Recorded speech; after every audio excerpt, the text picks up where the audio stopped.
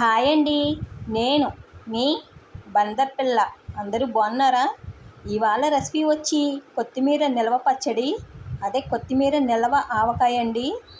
నేను 4 కట్టల కొత్తిమీర తీసుకున్నానండి. అవి నీట్గా క్లీన్ చేసుకుని 1కి 4 సార్లు కడుక్కున్నా. తర్వాత ఎండలో కానీ నీడ పట్టింది కానీ ఎండలో అయితే కాటన్ క్లాత్ మీద 10-15 నిమిషాలు ఆరితే చాలండి. అది నీడ పట్టిన ఫ్యాన్ కింద అయితే అరగంట అయినా ఆరాలి. చెమ్మ అనేది ఉండకూడదు, అలా అని పొడి బారిపోకూడదండి. కొత్తిమీర మసాలా వచ్చేసి మెంతులు 2 స్పూన్లు, ఆవాలు 3 స్పూన్లు, జీలకర్ర 2 స్పూన్లు, ధనియాలు 1 స్పూన్ అండి. ధనియాలు మీకు ఇష్టమైతే వేసుకోవచ్చు, లేకపోతే లేదు. అంటే కొత్తిమీర అంతా ఎండినాక వేగినాక ఎంత అవ్వలేదు, ఆ ఫ్లేవర్ తెలియడం కోసం ధనియాలు కూడా వేసుకున్నాను. అది మీ ఇష్టం. తర్వాత ఈ మసాలా అంతా మెత్తని పౌడర్ చేసి పక్కన ఉంచండి. అదే మిక్సీ గిన్నెలో కొత్తిమీర కూడా మరీ మెత్తగా చేసుకోవద్దు, కచ్చాబిచ్చాగా చేయాలండి కొత్తిమీర.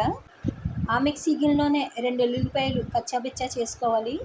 తర్వాత కప్పున్నర ఆయిల్ పడుతుందండి. కప్పున్నర ఆయిల్లో ఈ జీలకర్ర, ఆవాలు, మెంతులు, 2 ఎండుమిరగాయలు కూడా తాలింపు వేసుకుని, ముందుగా ఉడకబెట్టుకున్న చింతపండు గొజ్జు కూడా కొంచెం గొజ్జు అనేది చిక్కగా తీసుకోవాలండి.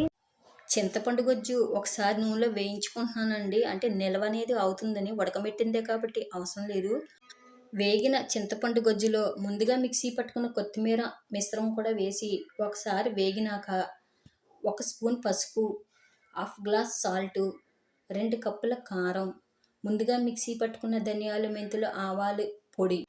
ఈ కొత్తిమీర పచ్చడి ఫ్రిడ్జ్లో అయితే సంవత్సరం, బయట పెట్టుకుంటే 6-7 నెలలైనా ఖచ్చితంగా ఉంటుందండి. మీరు ట్రై చేసేసి కామెంట్ చేసేయండి. ప్లీజ్ సబ్స్క్రైబ్ చేసుకోండి.